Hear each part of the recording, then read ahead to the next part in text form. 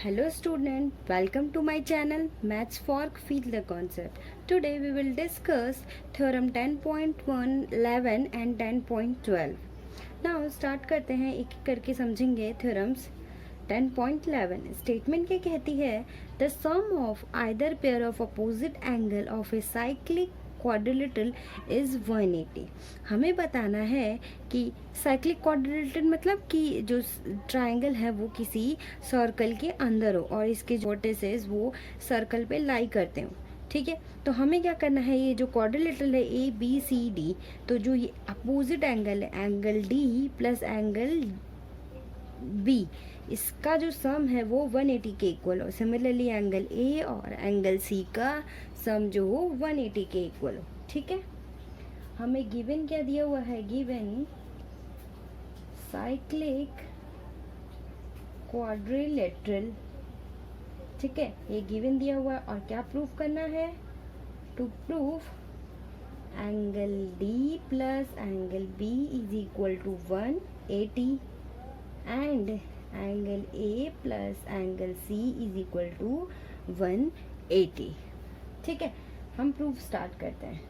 Proof, ठीक, proof के लिए हमें पता है कि अगर ये ए डी लाइन सेगमेंट है, ठीक है, इस सेगमेंट से बनने वाला ये ए बी डी, ये जो एंगल है, हम इन सब एंगल को कोई नाम दे देते हैं जिससे हमें इजीली सॉल्व होगा। इसको angle 1, angle 2, angle 3, angle 4, angle 5, angle 6, angle 7 and angle 8। ठीक है, तो अगर हम इस सेगमेंट को लें तो इससे बनने वाला एंगल 1 एंड एंगल 4 ये क्या होंगे? आपस में इक्वल होंगे, because angle in same segment A D. ठीक है, तो नाउ एंगल 1 किसके इक्वल हो जाएगा? एंगल 4 के। किससे? Angle in same segment A D. Similarly A D हो गया। अब डी सी में देखेंगे तो ये 7 और ये 2 इक्वल हो जाएंगे। Angle 7 is equal to angle 2, ये क्या हो जाएंगे? Angle in the same segment किसके? डी सी के। उसी तरह बी सी में देखेंगे तो एंगल 8 एंड एंगल 5 इक्वल हो जाएंगे। Angle 8 is equal to angle 5, तो ये किसके? बी सी सेगमेंट के। And angle A B segment में देखते तो एंगल 6 एंड एंगल 3 इक्वल होंगे। Angle 6 is equal to angle 3, तो angle in the same segment किसके? ए बी के। हमें पता है कि क्वाड्रिलेटरल के सभी एंगल का सम क्या इतना होता है? 360 होता है। ठीक है, हम वो अप्लाई करेंगे। अब quadrilateral A B C D में angle A plus angle B plus angle C plus angle D is equal to क्या हुआ? 360। एंगल ए किससे मिलके बना है? 8 and 7 and similarly b 1 2 and c 3 4 and 5 6। तो angle 7 plus angle 8 plus angle 1 plus angle 2 plus angle 3 plus angle 4 plus angle 5 plus angle 6 is equal to 360।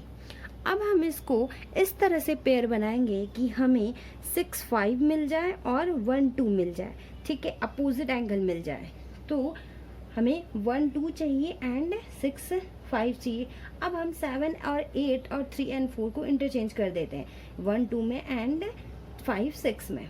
7 की value क्या है? एंगल 2, तो एंगल 2 प्लस 8 की वैल्यू क्या है? 5 plus angle 1 plus angle 2 plus angle 3 की value क्या है? 6, एंगल 6 प्लस 4 की वैल्यू क्या है? एंगल 1 तो plus angle 5 plus angle 6 is equal to 360। अब यहाँ पे हम देखेंगे ये सभी सम हो जा रहे हैं, तो 2 angle 1 plus angle 2 plus angle 5 plus angle 6 is equal to 360। तो यहाँ से क्या निकल जाएगा? Angle 1 plus angle 2 plus angle 5 plus angle 6 is equal to 180 हो जाएगा। अब हम पेयर देखें, एंगल 1 प्लस 2 क्या है एंगल बी, एंड सिमिलरली 6 + 5 क्या है डी। तो angle B plus angle D is equal to 180। ये हमारा प्रूफ हो गया। इसी तरह हम सिमिलरली क्या करेंगे, यहाँ पे कौन कौन सा पेयर रखेंगे, 7 8 और 3 4, इन दोनों को इंटरचेंज कर देंगे 3 4 या 7 8 में। ठीक है, तो हम यहाँ से लिख लेते हैं कि similarly angle A plus angle c is equal to 180। तो हमें यही शो करना था। इससे पता चल रहा है कि जो क्वाड्रिलेटरल हैं इसके जो अपोजिट एंगल हैं उसका सम 180 के इक्वल होता है। ओके, आपकी नेक्स्ट थ्योरम है थ्योरम 10.12। स्टेटमेंट क्या है, if the sum of pair of opposite angle of a quadrilateral is 180 the quadrilateral is cyclic. हमें शो करना है ये क्वाड्रिलेटरल साइक्लिक होना चाहिए। ठीक है, हमारा गिवन क्या दिया हुआ है, नोट डाउन कर लेते हैं। Given the sum of a pair of opposite angles of quadrilateral as 180 given दिया हुआ है, मतलब कि angle B plus angle D is equal to 180। And हमें क्या प्रूफ करना है, टू प्रूफ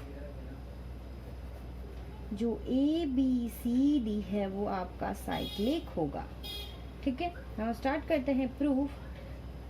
इसके लिए हमारे पास 3 केसेस मिलेंगे। एक केस तो मिलेगा आपका अगर डी इस सर्कल पे लाई कर रहा हो, एक इसके इनसाइड लाई कर रहा हो, एक इसके बाहर लाई कर रहा हो। ठीक है, तो केस फर्स्ट में if point D lies on the circle तो nothing to prove। इसके लिए हमें प्रूफ करने की ज़रूरत नहीं है। अगर क्योंकि ये डी पॉइंट सर्कल पे ही लाई कर रहा है तो हम कह सकते हैं ए बी सी डी आपका साइक्लिक होगा। ठीक है, नाउ केस सेकंड में हम क्या करेंगे, सबसे पहले 3 collinear point A B C इससे होता हुआ एक सर्कल ड्रॉ करेंगे। ठीक है, draw circle through 3 collinear point A B and C. अब केस थर्ड क्या हो जाएगा, ये डी इस सर्कल के इनसाइड लाई कर रहा हो, point D inside the circle.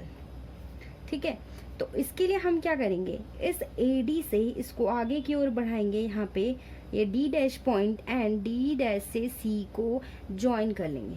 ठीक, produce A D to D dash and join D dash C.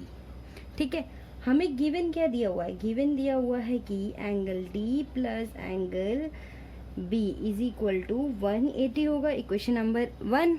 And similarly ये a B C d dash ये क्वाड्रिलेटरल है, तो इसके अपोजिट साइड हमें पता है कि अपोजिट साइड जो होती हैं उनका सम क्या होता है 180। तो angle D dash plus angle b आपका क्या हो जाएगा 180।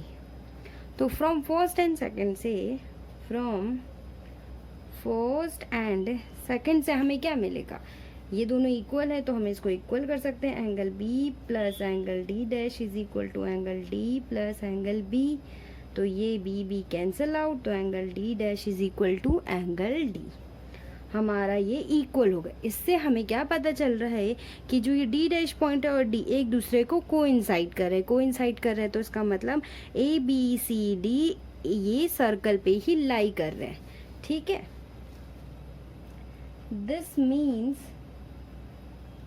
या ऐसे लिख लीजिए, this possible only when D dash and D coincide.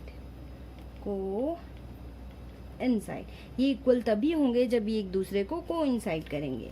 ठीक है, then ABCD is cyclic. Okay, case है आपका केस थर्ड कि जो पॉइंट D है लाई ऑन आउटसाइड, ठीक है। ये जो D पॉइंट है इस सर्कल के बाहर लाई करेगा, तब क्या होगा, हमारा एक तो गिवन दिया हुआ है कि जो angle B plus angle D है वो तो 180 है, ठीक है। इक्वेशन नंबर थर्ड मान लेते हैं। अब हम इसके लिए क्या करेंगे, जो AD है वो इंटरसेक्ट कर रहा है एट D डैश पे एंड D डैश से C को ज्वाइन कर लेंगे, ठीक है। AD intersect at D dash and joined D dash C। अब यहाँ पे ABCD डैश ये क्वाड्रिलेटरल हो गया, तो इसके अपोजिट एंगल का सम जो होगा 180 होगा, तो angle B plus angle D dash is equal to 180। तो ये हो गया फोर्थ। अब हम थर्ड एंड फोर्थ से इन दोनों इक्वेशन को इक्वल कर सकते हैं। From third and fourth angle B plus angle D is equal to angle B plus angle D dash, ये कैंसिल आउट, तो angle D plus angle D dash. अब हमारा ये दोनों इक्वल तभी होंगे जब ये एक दूसरे को कोइंसाइड करेंगे, ठीक है। This possible only when D and D dash coincide, ठीक है, कोइंसाइड करेंगे तो देन ABCD साइक्लिक, ठीक। ये सेम थ्योरम है, मैंने एक और थ्योरम कराई थी उसकी तरह है, कोलिनियर पॉइंट वाली, ठीक है। एंड मैं बाकी थ्योरम्स के लिंक डिस्क्रिप्शन में दे दूंगी। आई होप आपको ये दोनों थ्योरम समझ में आए होंगे and thank you so much.